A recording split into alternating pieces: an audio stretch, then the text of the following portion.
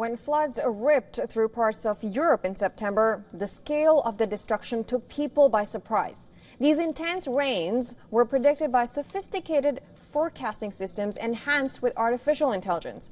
But forewarned did not mean forearmed. Though the rains were accurately predicted, the effects in the deluged areas were not. And this highlights the difficulties of dealing with ever more common extreme weather.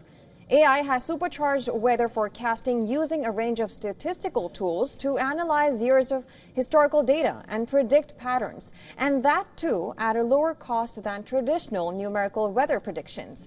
Now, AI technology can create more specific predictions ahead of events such as urban flooding or in complex terrain such as mountainous areas. But there are still gaps in knowledge in how the information is used and in investment to strengthen data gathering models.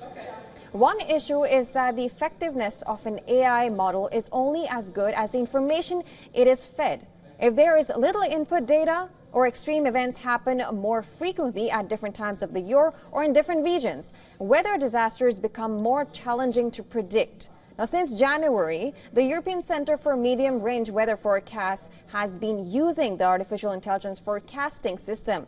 This data-driven forecasting model makes multiple predictions rapidly and delivers long-term forecasts of weather events like cyclones and heat waves.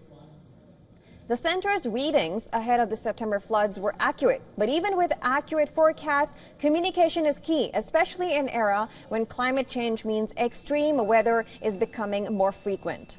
A report from the European Environment Agency has warned that Europe faces urgent climate risks that are outpacing policies and adaptation actions.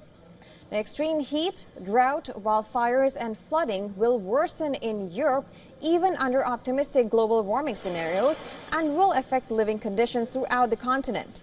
Some tech entrepreneurs say Europe is not ready.